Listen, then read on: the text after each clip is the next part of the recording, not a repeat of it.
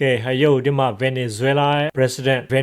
president ကို USA မှာခုရောက်နေတာကိုခုကျွန်တော်ဗီဒီယိုမှာတွေ့ရပါတယ်ဖားနေဆိုတော့ကျွန်တော်ကြားပါတယ်ဓာတ်ပုံတွေတော့တွေ့ပါတယ်ဒါပေမဲ့ဗီဒီယိုမတွေ့လို့အခုကျွန်တော်ရှာတွေ့တာကိုကျွန်တော်ပြန်လည်ပြီးတော့ share ချင်ပါတယ်ဆိုတော့ Venezuela president ကအမေရိကန်မှာအလေလာတာမဟုတ်ဘူးကွ visit လာတာမဟုတ်ဘူး president Trump ကလာတွေ့တာမဟုတ်ဘူးအဖမ်းခံပြီးတော့လာတာ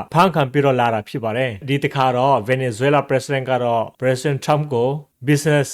နဲ့ပတ်သက်ပြီးတော့လာလေတာမဟုတ်ဘူးအဖမ်းခံတာသူကိုတိုင်ကသူ့အိမ်ကနဲ့နော် President Trump ကိုစင်ခေါ်တယ် President Trump ကတခါနဲ့ချလိုက်ရော24 hour မှာတခါနဲ့ဖမ်းခံလိုက်တယ်နော်တကယ်နိုင်ငံ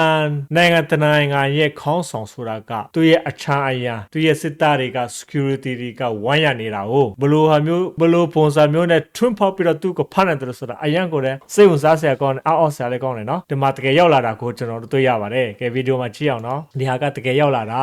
ကဲကိုပဲစိတ်ဝင်စားစရာကောင်းတယ်နော်ကဲကြည့်စမ်းဟဲ့ပါအေးဖြစ်လာနေတယ်နော်သိလား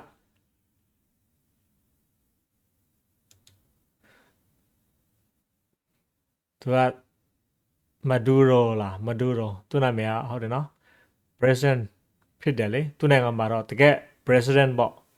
ဒီမှာသူ့ကိုဒီလိုဖမ်းခံရတာတော့မမိုက်ဘူးနော်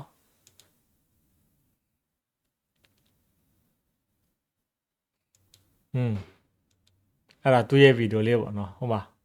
ပြန်လာတယ်